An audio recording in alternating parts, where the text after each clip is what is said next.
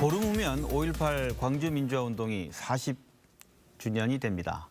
하지만 5.18을 왜곡하고 그 숭고한 희생을 욕되게 하는 이들이 여전히 많습니다.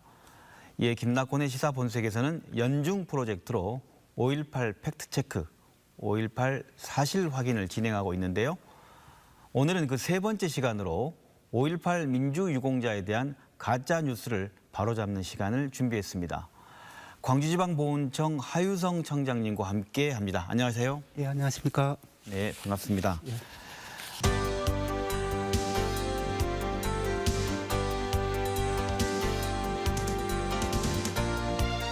청장님, 일단 국가보훈처는 일반인들이 접하기에는 좀 생소한 기관이라 어떤 일을 하는지 시민들, 시청자 여러분께 궁금하실 것 같습니다. 국가보훈처가 어떤 일을 하는 기관인지 먼저 좀 설명을 좀 해 주십시오. 예, 우리 국가보훈처는 사실 많은 일을 하고 있습니다. 네. 대한민국의 독립과 국가 수호, 그리고 민주화를 위해 희생, 헌신한 분들을 예우하고 네. 그 정신을 기리는 사업을 다각도로 추진하고 있습니다. 이분들이 명예로운 삶을 사실 수 있도록 보상금, 교육, 취업, 대부 여러 가지 지원을 하고 있고요. 네. 또 전국에 소재한 보훈병원과 위탁병원, 또 보훈요양원에서는 의료복지 지원을 하고 있습니다. 그리고 현충일과 6.25, 4.19, 5.18 민주화운동 정부기념식을 주관하고 있고요. 3.1절과 광복절 행사도 지원하고 있습니다. 네. 또 우리 국가유공자의 영원한 안식을 위해서 대전현충원, 5.18 국립묘지, 그리고 호우원을 운영하고 있습니다. 네. 마지막으로 네. 장기복무제대군인이 원활한 사회복귀를 위해서 직업훈련과 취업 지원도 하고 있습니다. 네, 그러니까 국가를 위해서 희생하시나 공헌하시는 분들을 위한 보훈 업무를 예, 그렇습니다. 총괄해서 하는 정말 우리 중요한 곳이네요. 그럼 우리가 국가보훈 대상자 하면 국가보훈 대상자는 어떤 분들이 있습니까?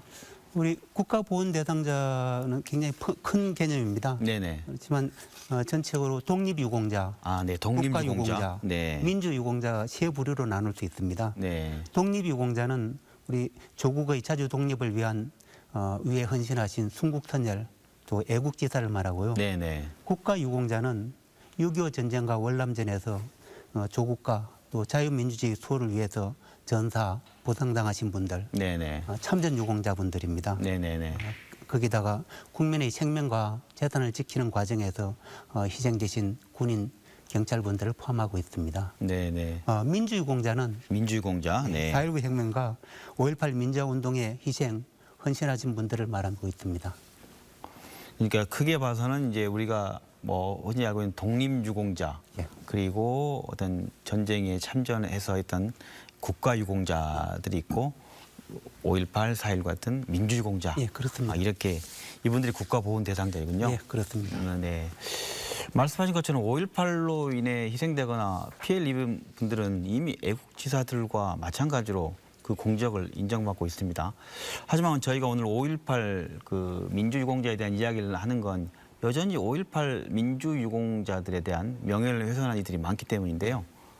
지난해 아시다시피 일부 보수단체가 또 국회의원들도 이번에 또 당선 안 되신 분들도 있더라고요. 보니까 5.18 유공자들의 명단, 유공자 명단을 공개해라. 공적을 공개해라.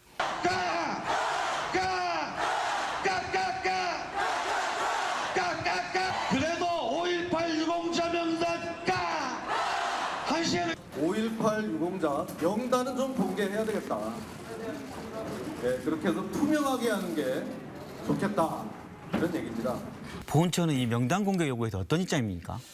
저희가 다른 이유가 아니고 네. 법률상 공개를 할 수 없게 됩니다. 법률상 공개할 수 없다. 그럼 국가가 정한 법률에 대해 못하게 돼 있다는 말씀이 어떻습니까? 공공기관의 정보 공개와 관한 법률에 네. 이 비공개 정보에 해당이 됩니다. 네. 그래서 우리 국가보훈 대상자의 등록 신청 과정에서 네. 수집한 개인 정보는 수집 목적에 따라 사용해야 되고 또 목적 외로 제3자에게 제공할 수 없도록 법률에 규정되어 있습니다. 이게 그러니까 법에서 공개하지 말라고 돼 있다는 말씀이신 거죠? 예. 그런데 공개하라고 그러는 거네요. 법률을 어겨서라도 공개하라 이런 요구인 거예요. 그쪽의 주장은 그렇습니까? 예, 지금 사실은 예.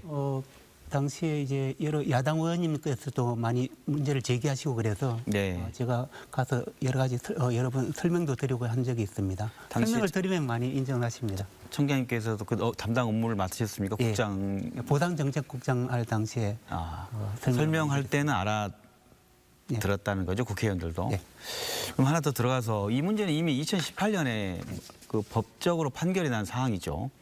일부 시민들이 근데 그렇지만 국가보훈처를 상대로 5.18 유공자 명단 공정 내용 그걸 공개 행정소송을 또 제기했어요. 예, 그렇습니다. 그렇죠. 그래서 예.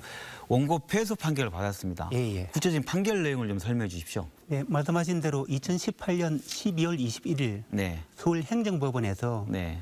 정부의 5.18 민주유공자 명단 정보 공개 거부 처분이 적법하다는 판결을 했습니다. 판결 요지는 네. 명단은 개인 식별 정보이기 때문에 정보공개법 제9조 제1항 제6호에 따른 비공개 정보에 해당한다는 것입니다. 그러니까 개인 정보에 관련된 부분이고 비공개 정보인 걸로 또 판결을 또 했어요. 네, 이렇게 말씀한 것처럼. 그런데 소송을 제기한 원고 측이 불복 항소해서 또 항소심도 진행 중이지 않습니까? 네, 그렇습니다. 어떻게 진행 중입니까? 예, 원고가 19년 1월 7일 날 네. 항소를 하였고요. 네. 지금 이제 변론이 진행 중입니다. 네. 이와 별개로 또 다른 두 건의 이제 정보공개 처분 취소 소송이 또 제기돼서 네. 또 판결을 앞두고 있습니다. 네. 그러니까 또 다른 쪽에 또 공개란 또 별건의 그 소송이 또 제기되고 진행 있습니다. 끊임없이 이루어지고 예, 있는 그렇습니다. 거네요. 원고 측 주장을 제가 귀 기울여 봤어요. 뭐냐면 국민 혈세로 지원되고 있기 때문에 국민 알 권리 차원에서 공개해야 된다 이렇게 주장하거든요. 예. 이거 맞는 내용입니까? 틀린 내용입니까? 국민의 알 권리가 중요합니다. 네. 그래서 정부는 네. 법률의 범위 내에서는 행정정보를 비롯해서 네. 정부 정보를 투명하게 공개하려고 노력하고 있습니다. 네. 그렇지만 개인정보는 법률로 보호하고 있습니다. 네. 그래서 법률상 공공기관은 취득한 개인정보를 목적에 사용해서도 안 되고 공표해서도 안 됩니다. 네. 일단 이건 정말 법률이 안 되는 건 안 되는 건데도 계속 소송을 제기하고 있는 거네요. 예. 원고 측도 주장 중에는 일견 말이 되는 것 같은 게 독립유공자 명단은 공개되어 있지 않느냐. 예. 근데 왜 5.18 유공자는 공개할 수 없다는 거냐. 예.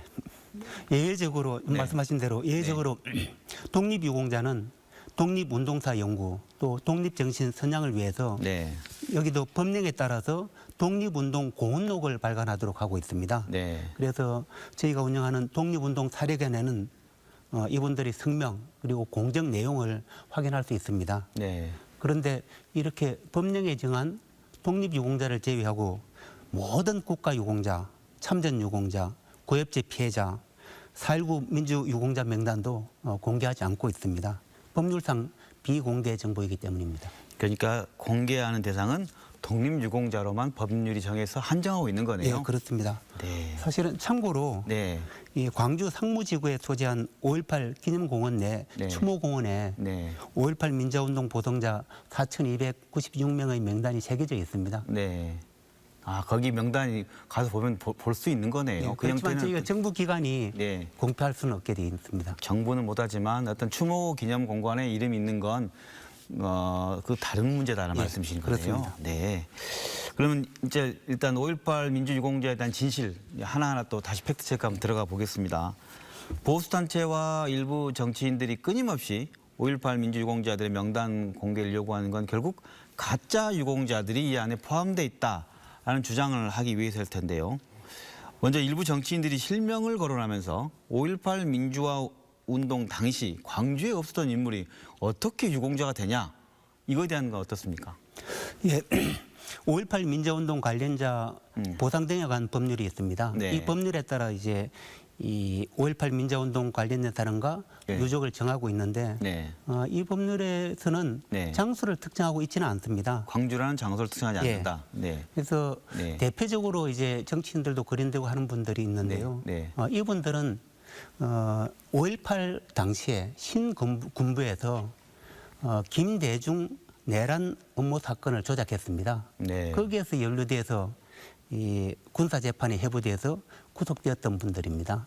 이분들도 당시 광주 현장에는 없었지만 네. 이 5.18과 간접적으로 연관이 있기 때문에 그래서 또 피해를 받았기 때문에 5.18 보상자에 들어가 있습니다. 김대중 내라는 뭐 사건과 관련된 분들이 그건 나중에 또 무죄를 받았지 않습니까? 예, 전부 다. 그렇습니다. 그거가 관련돼 있기 때문에 광주라는 곳을 특정하지 않았기 때문에 광주에 없던 분도 된다. 예를 들어 뭐 이해찬 대표 같은 분이신 거죠? 예. 본인들도 이제 직접 말씀하셨습니다. 네. 그런데도 아직까지 여전히 댓글에는 뭐냐 하면 이해찬 대표가 어떻게 유공자냐는 댓글이 오른 건 이 사실과 관계돼서는 정말 말이 안 되는 얘기인 거네요. 예, 그 광주 보상자법에 의해 보상을 받으신 분에 해당되는 것은 맞습니다. 네. 그렇지만 이제 이분들이 네. 왜 안 되느냐? 저희 이제 법에서 그걸 배제하는 규정이 없고 이분들이 5.18과 관련해서 네. 피해를 받으신 분이 확실하기 때문에 그렇게 한 걸로 알고 있습니다. 네, 알겠습니다. 또 유공자 수가 이게 말이 되냐 하면서 계속 늘고 있다라는 주장을 또 해요. 예. 우선 늘고 있다는 게 사실입니까? 예. 네. 늘고 있습니다. 왜 그런가요? 저희 그 97년에 이제 민주화운동 보상법이 생겼습니다. 거기서는 이제 네. 행안부 소관의 법률이고요. 네. 그 우리 민주화운동 예우법 이거는 국가보훈처 소관 법률입니다. 네. 이거는 2002년에 이제 이분들을 예우하고 지원하기 위해서 생겼습니다. 그런데 지금 이제 그 법률 체계상은 네.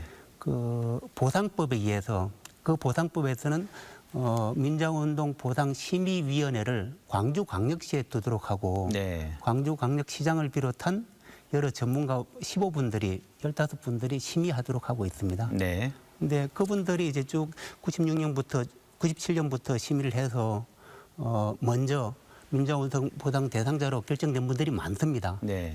그런 데서 2002년부터 저희는 그분들을 이제 우리 민주화 예우법상 우리 법에 받아들였기 때문에 예, 보훈처에서 2002년부터 예. 그래서 예. 그때 거의 대다수 분들이 등록을 하셨는데 네, 하셨는데요. 그 이후에 네. 최근까지 계속 이제 법률 변경을 거치면서 직접 간접적으로 관여되었던 분들이 억울하게 누락되는 일이 없도록 보상심의위원회에서 법령 개정을 통해서 차츰차츰 늘려왔습니다. 차후에 뭐 보상 대상이 되거나 다시 또 뭐 그런 되는 사람들이 계속 예, 다시 생겨나고 확인이 있기 때문에 되면, 다시 그리고 확인되고 있기 때문에 늘어난다 이런 예, 말씀이신 그렇습니다. 거군요. 근데 이게 이제 늘어난 이유를 어떻게 해석하느냐 하는데 그걸 가지고 가짜다라고 얘기하는 것 무엇이 잘못된 겁니까? 늘어나는 것 자체가 이제 가짜다라고 할 수는 없고요. 네. 최근에 어떤 이제 기록이 발견되거나 네. 그다음에 이때까지 누락되었던 분들이 나중에라도 신청하면 그분들이 보상 대상자가 될 수 있고 또 보상 대상자로 되었던 분들은 우리 국가보훈처에 등록 신청을 하시면 민주유공자로 예우하게 됩니다. 그러니까 국가보훈처의 정당한 절차에 따라서 아까 말씀한 2001년부터 이루어진 일들이 계속 진행되고 와서 예. 늘어나고 있다는 말씀이시네요. 일부 구구단체나 인사들이 보상 대상자 선정은 방금 말씀하셨지만 광주시에 심의위원회가 있어가지고 예. 보상 대상자 선정은 광주시가 하고 예. 그리고 뭐 예우법에 따라 보훈 업무는 보훈처가 하고 뭐 이런 얘기를 하면서 또 문제를 제기합니다. 이것에 그 사실은 정확한 내용 어떤 게 맞습니까? 예, 저희가 비슷한 절차를 하고 있는 것이 특수임무 유공자에 대해서도 동일하게 하고 있습니다. 네. 특수임무 유공자도 2002년에 그 특수임무 유공자 요에 관한 법률이 생겼습니다. 그래서 국방부에서 보상심의위원회를 운영하고 네. 거기서 이제 확인이 된 분들은 네. 저희가 확인을 거쳐서 국가유공자로 등록하고 있습니다. 그럼 이렇다고 한다면 유공자 극우단체가 얘기한 것처럼 유공자 선정에 가짜가 있다라고 하는 말은 얘기는 그 얘기 맞다면 지금 이 일을 해온 보훈처 예. 그리고 광주시 이분들에게 지금 모욕적인 얘기 아닌가요? 예, 아까 말씀드렸던 대로 저희가 네. 이제 별도 지금 현재 그 절차로는 5.18 민주화 유공자하고 네. 특수임무 수행자는 우리가 이제 심의를 하지 않고 광주광역시 심의위원회하고 네. 국방부의 심의위원회에서 별도로 하고 있습니다. 네. 그거는 이제 몇 가지 이유가 있습니다. 하나는 이제 시간상 차이가 너무나 나기 때문에 저희가 현장 조사를 하거나 하는데 어려운 점도 있고 또 법률이 그렇게 초기에 생긴 측면도 있습니다. 그렇지만 보상심의위원회에서는 광주광역시장을 필두로 해서 네. 전남지사님, 검사장님 또 이제 각 관계기관의 장과 민간 전문가들이 심도 있는 논의를 거쳐서 결정을 하고 있습니다. 그게 그러니까 광주에서 하는 게 아니라 광주광역시라는 행정조직, 대한민국의 정부 조직, 지방정부 조직이 하는 건데 이걸 광주에서 한다는 말로 왜곡한 느낌이 드네요. 국가보훈처도 역시 마찬가지인 거고요. 예, 그렇습니다. 네, 5.18 유공자에 대한 악의적인 주장들 가운데 대표적인 게 다른 유공자에 비해 혜택이 과다하다. 이들만 왜 이렇게 특별한 혜택을 주느냐? 사실입니까? 예, 그런 논의도 많이 나왔습니다. 저도 네. 유튜브를 보니까 네. 우리 5.18 민주화 유공자 때문에 네. 우리 공무원 시험은 시험해봐야 다 떨어진다. 떨어진다. 네, 네. 그런 그런 얘기도 얘기까지 있었죠. 이제 네. 있었습니다. 네. 국가고시에 5% 10% 가산점을 받는 사람들이 사회적 특수 계급이 아니면 도대체 무엇이란 말입니까? 이상한 괴물 집단을 만들어내면서 우리의 세금을 축내고 있습니다. 5.18 폭동이라고 했는데 10년, 20년 후에 그게 5.18 민주화 운동으로 변질이 됐습니다. 네. 저희가 5.18 민주유공자와 다른 국가유공자의 어떤 지원 내용에서는 차이가 거의 없습니다. 하나의 차이가 있다고 하면 네. 이제 5.18 민주화 유공자분들은 이미 보상을 일시금으로 받으셨기 때문에 저희가 다른 국가유공자하고는 달리 보상금을 지급하지 않고 있습니다.